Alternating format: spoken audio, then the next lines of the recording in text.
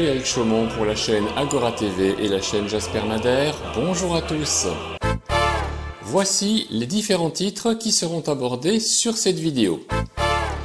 Pour commencer, parlons un peu d'Alexandra, cette jeune ariégeoise décédée mardi dernier à Pamiers. Au cœur de la manifestation des agriculteurs, une cagnotte a été lancée en soutien pour la famille de l'agricultrice. Si tous les agriculteurs sont émus par le drame, ils sont aussi tous solidaires. Mercredi matin, l'éleveur de bovins, Jérôme Bail, une des figures de la mobilisation, a annoncé sur BFM TV la création d'une cagnotte pour la famille d'Alexandra Sonac. L'agricultrice a perdu la vie mardi matin, percutée par une voiture sur un point de barrage en Ariège. Une de ses filles présentes sur les lieux de l'accident est également décédée dans la soirée des suites de ses blessures à seulement 12 ans. Ami de la victime, Jérôme Bail l'a inscrite comme une agricultrice passionnée et dit ne pas réussir à trouver les mots pour exprimer sa peine. Il a également prononcé que les convois pour s'occuper de la ferme des victimes devraient être mis en place le temps que Jean-Michel, le mari d'Alexandra, lui aussi blessé, soit en état de reprendre le travail. Ce fait dramatique me donne l'occasion d'apporter au nom de la chaîne Agora TV tout le soutien que méritent nos agriculteurs qui suivent l'exemple de leurs homologues allemands. Notre soutien à ces travailleurs essentiels doit être total puisque tout est fait par l'Union européenne pour tuer ni plus ni moins cette corporation vitale pour la France. Pendant ce temps, la politique de libre-échange continue à lancer de nouvelles décisions commerciales aberrantes sur le plan écologique avec les pays étrangers comme la Nouvelle-Zélande, le Kenya, le Chili et surtout les États du Mercosur, Venezuela, Brésil, Paraguay, Uruguay et Argentine. Les conditions d'importation entraînent une empreinte écologique absolument aberrante compte tenu de la distance de l'acheminement, mais en plus, les normes sanitaires de toutes les marchandises agroalimentaires font que nous allons nous alimenter avec des pesticides et autres additifs parfaitement toxiques. Pendant ce temps, nos agriculteurs sont complètement à l'agonie. Une fois de plus, l'Union européenne nous pisse dessus sans même essayer de nous faire croire qu'il pleut. Mais c'est le signe d'une agonie, l'agonie de l'Union européenne, le Frexit à terme. Mais nous n'en aurons pas besoin quand l'Union européenne sera entièrement dissoute. Et à ce niveau, on peut déjà se dire que les jeux sont faits. En dehors de leur aspect et de leur ambition purement politique, Nicolas Dupont-Aignan et Florian Philippot en parlent très bien dans leur dernière vidéo. Je vous recommande d'aller les voir, les liens se trouvent dans le descriptif de cette capsule. Je vous recommande également d'aller consulter le site Place d'Armes qui nous indique très justement, et je cite, « Il est tout aussi absurde de vouloir défendre nos paysans sans libérer de Bruxelles et des traités internationaux qu'il est ubuesque de se plaindre de l'immigration sans vouloir reprendre le contrôle de nos frontières. » Place d'Armes apporte son soutien sincère et entier aux agriculteurs et au monde rural. Que la voix de cette juste colère soit entendue et mette en lumière l'impérieuse nécessité de reprendre en main notre souveraineté. Fin de citation. Défection massive dans les médias américains. Faut-il s'étonner que l'industrie de l'information soit frappée par une vague massive de licenciements ? Enquête après enquête, il a été démontré que le peuple américain a perdu confiance dans les médias grand public et que des millions d'entre eux ont décidé de se tourner vers d'autres sources d'information. Les médias grand public saignent leurs téléspectateurs et leurs lecteurs depuis des années, et maintenant bon nombre des plus grands noms de l'industrie de l'information parlent des sommes d'argent faramineuses. Ce n'était qu'une question de temps avant que nous assistions à des licenciements à grande échelle. Et maintenant, ils sont bien là. La France devrait très logiquement prendre le même chemin, d'autant plus que les mensonges font également partie des habitudes de la presse française. En France, on parlera surtout des mensonges par omission. Tous ces événements capitaux qu'ils ont pris la peine de nous cacher de façon quasi systématique. Et cette habitude mesquine de vouloir toujours cacher ce qui est important par des faits divers ou des futilités. En voici un exemple particulièrement criant. Les agriculteurs grondent de colère dans toute la France et Gabriel Attal vient vous parler de la vie relationnelle et sexuelle à l'école. Il semblerait qu'en France, l'apprentissage de la sexualité auprès des enfants est devenu une priorité absolue et beaucoup de citoyens reconnaîtront qu'il s'agit plutôt d'une perversion généralisée des enfants de tous les âges et le gouvernement wokiste va tenter par cette malhabile démarche d'éluder le problème primordial des agriculteurs. Nous avons une fois de plus atteint un sommet dans les plus grandes spécialités de nos dirigeants, je parle bien sûr du foutage de gueule. Puisque nous parlons du foutage de gueule, nous allons continuer dans la même ligne. Beaucoup de députés européens se vantent de jouer la transparence au Parlement, et nous savons que notre chère amie Ursula von der Leyen est une grande cachottière avec les SMS qu'elle a échangés avec Albert Bourla, PDG des laboratoires Pfizer, et qu'elle refuse obstinément de dévoiler. Sur Sud Radio, André Berkoff en parle très bien sous les allusions de Tartuffe. Sud Radio, Berkoff dans tous ses états. Avant que de parler, prenez-moi ce mouchoir. Comment? Ouvrez ce sein, que je ne saurais voir. Par de pareils objets, les âmes sont blessées. Tartuffe, vous avez connu. Cachez ce sein ou couvrez ce sein que je ne saurais voir. Eh ben, Tartuffe est bien portant et habite aujourd'hui le Parlement de Bruxelles. Et oui, le fameux Parlement européen, ces députés qui sont censés nous représenter. Eh bien, vous savez, il y a eu un amendement sur le vote, effectivement, sur le vote qu'il y a eu très récemment sur l'affaire des Pfizer, les contrats, sur les vaccins, etc., etc.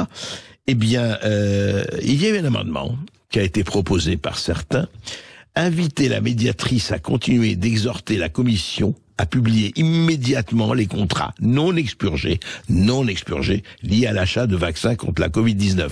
Parce que vous savez, on en a suffisamment parlé ici à Berkoff dans tous ces États et ailleurs, que d'abord, on ne connaît pas, à l'heure où je vous parle, on ne connaît pas la totalité des contrats non expurgés, la totalité des contrats entre l'Union européenne et Pfizer et les laboratoires pharmaceutiques. On ne les connaît pas.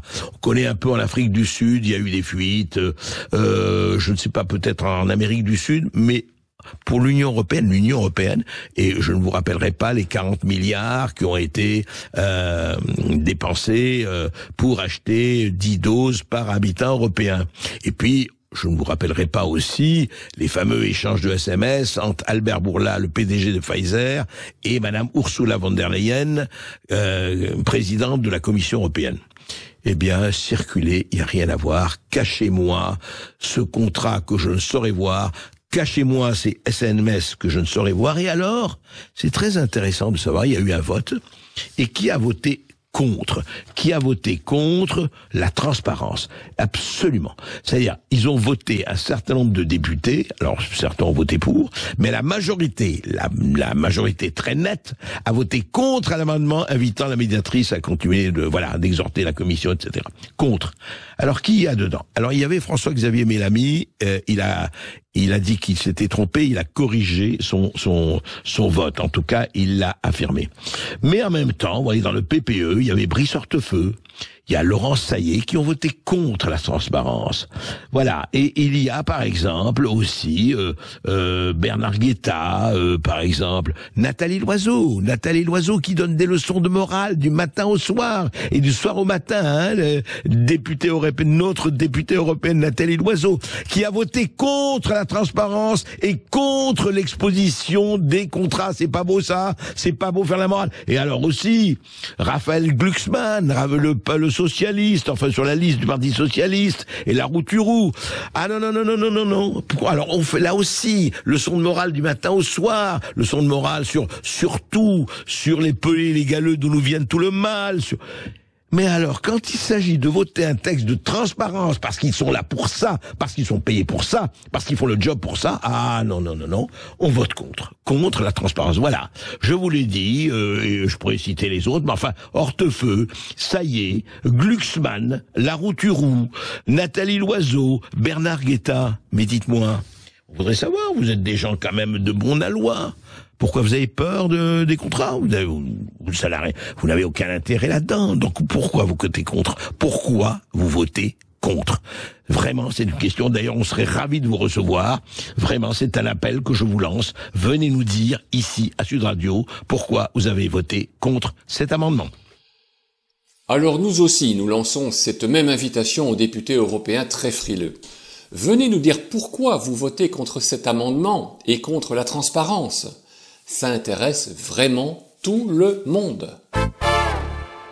La tricherie est partout, donc en Suisse également. Élections cantonales, ils ont falsifié 35 000 suffrages. La première question que l'on pourrait se poser, les élections propres et honnêtes existent-elles encore sur cette planète ? Par la même occasion, la démocratie est-elle un concept complètement dépassé et dorénavant inexistant ? Ils sont 2 jurés à avoir falsifié les bulletins lors du dépouillement le 2 avril 2023 à une email. De quoi modifier près de 35 000 suffrages, précisons-le d'emblée. Cela n'a eu aucun impact sur le résultat des élections cantonales genevoises. Et pour cause, le poteau rose a été découvert. Quant aux 2 jurés, ils viennent d'être condamnés par ordonnance pénale pour fraude électorale. Il leur est reproché d'avoir transformé des bulletins compacts en bulletins modifiés et réciproquement. Gabriel Attal, le gros tricheur. Sciences Po, sollicité, vient de confirmer qu'il n'y avait pas de validation d'acquis en 2013 et qu'en conséquence, M. Attal n'aurait pu en bénéficier légalement. Or, M. Attal n'a eu son diplôme de Sciences Po qu'en mai 2013, alors qu'il faisait partie de la promotion 2012. Et il occupait, depuis le mois de mai 2012, l'un des postes les plus chronophages de la République, conseiller ministériel.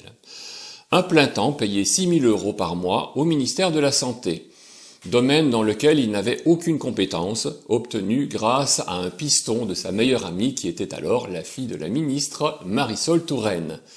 C'est un poste qui exige parfois jusqu'à 80 heures de travail par semaine. Il n'a donc pu suivre un quelconque cursus au cours de l'année universitaire 2012-2013. Il va cependant être diplômé en mai 2013. Comment l'expliquer ? Une validation d'acquis ? Non. Sciences Po vient de confirmer qu'elle n'existait pas. Comme l'attestent les documents d'ailleurs officiels de la direction de Sciences Po. Ils ont décidé de lui offrir son master en récompense de son recrutement en un cabinet ministériel. Ce sont des arrangements courants à Sciences Po avec des élèves qui peuvent leur servir de relais par la suite. Alors qu'il n'avait pas réussi à obtenir son master, pourtant quasiment offert aux étudiants de Sciences Po, et qu'il devait donc redoubler, M. Attal va donc se voir offrir son seul diplôme connu par copinage. C'est beau l'endogamie. Rappelons que M. Attal, contrairement à ce qu'il a affirmé, et comme cela a été depuis confirmé aux Échos, n'a pas non plus suivi d'études de droit à Assas, où on lui avait pourtant permis d'entrer en L3 directement. Sa carrière est donc une suite de pistonnage et d'opportunisme. L'individu n'a aucune conviction ni ligne directrice. C'est ça la politique en France. Ce que l'on soulève, c'est la voie de guerrier. Cela ne veut pas dire que l'on gagne tout le temps, mais en y choisissant cette voie, on y gagne au minimum la dignité de la rébellion, en faisant en sorte de ne plus être victime sans défense de ces personnages incongrus qui empoisonnent, et leurs mensonges, tous leurs aspects de nos vies. Même si on succombe, nous ne ferons pas partie des victimes tombées sans s'être battues. L'OMS, l'Organisation mondiale souveraine de la santé, j'extrapole bien sûr, par la voix de Tedros Adhanom Ghebreyesus, estime que l'accord mondial sur la pandémie risque de s'effondrer. L'accord visant à éviter une nouvelle catastrophe sanitaire perd de son élan en raison des mensonges et théories du complot. Les projets d'accord mondial sur la préparation à une pandémie risquent de s'effondrer en raison des querelles de la désinformation, selon le chef de l'OMS, qui avertit que les générations futures ne nous pardonneront peut-être pas. Secoués par la pandémie de Covid-19, les 194 États membres de l'OMS ont décidé, il y a plus de 2 ans, d'entamer des négociations sur un accord international visant à garantir que les pays soient mieux équipés pour faire face à la prochaine catastrophe sanitaire, voire la prévenir.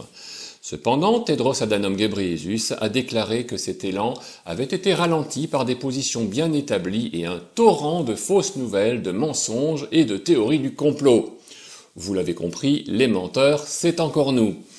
Mais nous présentons toujours des preuves et des sources avant de réinformer la population, vous le savez. Ce qui semble évident, c'est que le navire prend l'eau de partout. Quand je parle de navire, je parle évidemment de l'OMS qui est bel et bien financé par des fonds privés de Bill Gates pour l'essentiel, et qui entend bien appliquer son fameux régime totalitaire, le RSI, Règlement Sanitaire International. Il est urgent d'arrêter ce qui est en train de se préparer avant que nous soyons tous condamnés à nous faire injecter de nouvelles expériences de gré ou de force. Tucker Carlson nous explique maintenant comment le système migratoire est devenu anarchique à l'échelle mondiale, mais surtout à l'échelle des États-Unis. Cela fait partie de la destruction de l'identité de chaque pays et du brassage ethnique imposé, mais surtout de l'installation du chaos qui devient alors inévitable. Il est certes honorable d'accueillir les étrangers en faisant abstraction de toute forme de préjugés, encore faut-il être apte à bien les accueillir. Vous allez voir que ce n'est pas du tout le cas et surtout ce n'est pas du tout de la philanthropie. L'histoire de l'histoire est l'histoire des invasions. Un groupe de personnes s'installant sur la terre de quelqu'un d'autre en s'en emparant, une nation se termine, une autre commence. Les invasions déterminent l'histoire. Peu d'Américains comprennent ce qui leur arrive. À l'heure actuelle, les États-Unis d'Amérique sont envahis. Pour l'amour de Dieu, c'est une foutue invasion. Qui autorise cela dans notre vie privée? Je pense que c'est une invasion du pays. En d'autres termes, c'est la fin. Le pays dans lequel vous avez grandi n'existe plus. Bientôt il sera méconnaissable. Personne ne riposte. Rares sont ceux qui le reconnaissent, et ceux qui nous dirigent l'espèrent. Pourquoi les dirigeants laissent-ils cela se produire? Eh bien, détruire le pays et changer la démographie. Qui vit ici détermine à quoi ressemble le pays. Ce pays évolue plus vite que vous ne le pensez. Les Américains sont remplacés. Ce n'est pas une théorie du complot, c'est un fait. En août 2023, l'immigration clandestine a dépassé le nombre de naissances américaines. Une toute nouvelle population. Rien que l'année dernière, plus de 3 millions de personnes sont arrivées illégalement ici, juste de l'autre côté de notre frontière sud. Les médias ne vous le diront pas, mais si vous regardez autour de vous, vous pouvez le constater, et vous le verrez plus clairement dans nos villes qui s'effondrent. Nous élisons des gens pour nous protéger. C'est pour cela que les politiciens sont payés. Mais ils ont fait le contraire. Ils nous ont vendus et ils ont détruit ce que nos ancêtres avaient construit. Jetez un œil à nos villes. Ils sont infernaux. Et l'immigration en est la raison. La ville de Chicago était dans une situation difficile avant même que Joe Biden n'ouvre la frontière. Aujourd'hui, certaines parties sont pratiquement inhabitables. Même le maire socialiste de Chicago affirme que la ville s'effondre sous la pression. Sans un investissement réel et important de la part de notre gouvernement fédéral, ce ne sera pas seulement la ville de Chicago qui ne sera pas en mesure de maintenir cette mission. C'est désormais tout le pays qui est en jeu. Les politiciens de Chicago peuvent se plaindre de l'immigration illégale en public, mais en privé, ils la payent avec votre argent. Ils dépensent plus pour les étrangers illégaux que pour leurs propres citoyens. Ils font ça en secret. Ils le cachent au public. Notre équipe a découvert un terminal fantôme, par exemple à l'intérieur de l'aéroport de Chicago. Des centaines de migrants y étaient cachés secrètement. Notre équipe est arrivée avec les caméras en marche, et au début, nous n'avons pas vu grand-chose. La ville a érigé une bâche noire pour cacher ce qui se passait. Le motif était simple, ils ne voulaient pas que nous le voyions. Et un groupe de sécurité tiers, payé avec l'argent de vos impôts, nous a dit que c'était interdit. Nous n'avions pas le droit de voir. Que fais-tu? Je veux regarder l'intérieur. Pourquoi? Ils n'étaient pas des forces de l'ordre local ou fédéral. Nous les avons donc ignorés. Ils n'avaient aucune autorité. Ils étaient engagés par des flics. À l'intérieur, notre équipe a trouvé plus de 100 lits à même le sol. L'odeur était envahissante, repoussante. C'était sale. Mais il n'y a pas que les terminaux d'aéroport qui ont été cédés à des personnes venues ici illégalement des pays les plus pauvres du monde, sans autorisation, criminellement, et pourtant soutenus dans les moindres détails de leur vie par les contribuables. Non. Même les commissariats de Chicago ont été transformés en camps de réfugiés. Il s'agit d'une nouvelle vidéo jamais vue auparavant de ce qui se passe réellement dans les commissariats de police de Chicago. Gardez à l'esprit que les personnes qui travaillent dans ces commissariats sont payées pour vous protéger. Mais ce n'est pas ce qu'ils font. Ils gèrent des camps de réfugiés pour les étrangers illégaux. Alors nos caméramens s'approchaient du commissariat de police de Chicago, dans le centre-ville, pour voir ce qui se passait à l'intérieur. Vous voyez des gens sortir, des étrangers en situation irrégulière, sortir en faisant un doigt d'honneur et en criant défiants. Ils n'ont pas caché leur hostilité. De nombreux autres clandestins ont été repoussés vers les quartiers les plus pauvres, à majorité noire, du Sud. Nous y sommes allés. Nous avons parlé à quelqu'un qui a vécu pratiquement toute sa vie dans le sud de Chicago. Il est furieux de la façon dont la ville s'est effondrée à cause de sa politique de ville sanctuaire. Andre Smith, PDG de Chicago contre la violence, je ne connais pas le décompte, mais je sais que l'état de préparation, le langage Sanctuary City, de l'État et du comté, aurait dû avoir un plan. Mais cela a conduit à une destruction massive. J'ai vu presque le pire du pire à Chicago. Mais voir cette crise de migrants a été la chose la plus dévastatrice que j'ai jamais vue. Vous vivez en Amérique, l'endroit où vous avez grandi, l'endroit où vous aimeriez voir vos enfants grandir, tout comme vous l'avez fait. Mais cela ne sera pas possible en raison de la plus grande trahison de notre histoire, des centaines d'années d'Amérique éliminées par une invasion rendue possible par nos dirigeants. Vous devriez savoir ça. Vous pensez encore que les choses ne changent pas? Ici, le doute n'est plus permis. Vous avez certainement vu cette vidéo virale montrant l'édito Punchline de Laurence Ferrari sur CNews. C'est surprenant, mais surtout plaisant à voir et à écouter. Alors, nous n'allons pas bouder notre plaisir. Tous et bonsoir à toutes. Bienvenue dans Punchline ce soir sur CNews et sur Europe 1. De l'audace, nous disait le président la semaine dernière. Oui, de l'audace, mais pas trop quand même. Pas au point d'annoncer lui-même les mauvaises nouvelles. Ça, c'est pour les ministres. Le prix de l'électricité va bien augmenter au mois de février de près de 10% pour les ménages, mais c'est Bruno Le Maire qui s'y est collé en confirmant la hausse de nos factures. Mais de quoi vous plaignez-vous? Nous payons notre énergie moins cher que nos voisins européens, lançait pourtant magnanime le suzerain. De l'audace, mais pas pour nos paysans qui voient disparaître leur avantage fiscal sur le gasoil, qui croulent sous le poids des normes, des formulaires à remplir, qui sont étranglés par la guerre des prix que mène la grande distribution et qui n'ont parfois pas d'autre choix que de se tirer une balle dans la tête. 2 agriculteurs se suicident tous les jours dans notre pays. Le bonheur n'est visiblement pas dans le pré. Aujourd'hui, ce sont leurs tracteurs qui envahissent nos routes, quand hier, c'était les panneaux d'entrée des villes qui étaient retournés pour montrer que décidément, nous marchons sur la tête. Ce soir, d'ailleurs, nous avons décidé de mettre le logo CNews à l'envers pour leur témoigner notre solidarité. Car, ne vous y trompez pas, cette colère des agriculteurs n'est pas une jacquerie de plus, c'est le cri d'un pays que l'on assassine, qu'il est loin le temps où le laboureur disait à ses enfants que le travail est un trésor. Aujourd'hui, ce qu'ils récoltent, c'est un silence de mort. On en débat ce soir dans Punchline.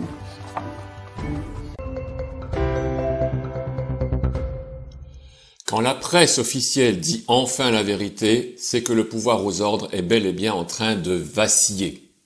Cela veut dire aussi que les journalistes, et surtout les journaleux, n'ont pas envie de se retrouver un jour sur le banc des accusés face à un jury populaire. Pour certains d'entre eux, c'est trop tard, je le crains. Pour Laurence Ferrari, il y aura probablement des circonstances atténuantes.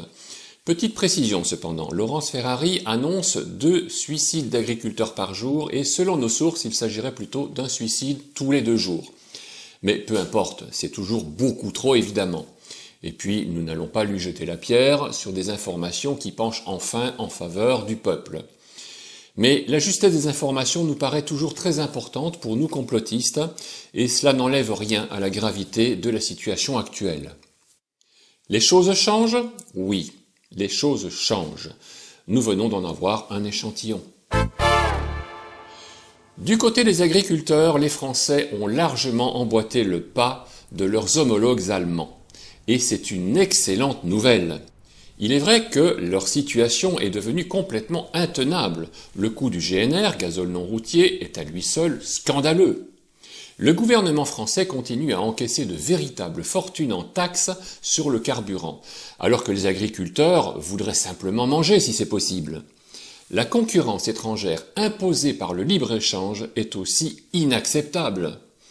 Les réglementations stupides et les charges multiples sont tombées dans un excès déraisonnable, et les règles imposées par l'Union européenne ne sont là que pour faire du profit sur le dos de ces travailleurs acharnés. J'ai gardé le pire pour la fin. Les députés français se sont voté une augmentation de 300 € à la quasi-unanimité. Seule la France insoumise s'est abstenue sur le vote de cette nouvelle règle, mais ils ne refuseront évidemment pas de la toucher eux aussi, cette augmentation. Le mépris est à son maximum, pendant que les citoyens français sont en train de mourir pour la plupart, pendant que les agriculteurs manifestent avec leurs 800 € de salaire, pendant que les plus pauvres meurent de faim ou de froid, les députés s'accordent un petit bonus mensuel alors qu'ils sont déjà très grassement payés et qu'ils vivent déjà très confortablement. C'est vraiment écœurant, je vous l'accorde. En conclusion à cette vidéo, je voudrais vous inviter toutes et tous à aller soutenir du mieux que vous le pouvez les agriculteurs qui mobilisent leurs tracteurs sur les manifestations. La police ne peut rien contre ces engins massifs, contrairement à la vulnérabilité des gilets jaunes, qui n'avaient en leur temps pas le droit de porter un casque ni même des lunettes de protection. Pour les tracteurs, la police ne va pas sortir ni les bazookas ni les lance-roquettes. Ils refuseront, c'est certain. Macron ne tiendra pas face à une armada de tracteurs. Les agriculteurs sont là pour défendre leur avenir, mais aussi le nôtre. Nous n'avons pas le droit de les laisser seuls. Si vous ne savez pas quoi faire pour les aider, allez simplement leur porter du café chaud, des sandwichs, des barres de céréales, du chocolat, pour qu'ils puissent tenir. Un peu d'intendance et surtout un soutien moral seront toujours les bienvenus. Préparez-leur un petit quelque chose et allez les voir. C'est notre combat à tous. Chères combattantes et chers combattants, rendez-vous sur le terrain donc, on se verra peut-être sur place. À très bientôt.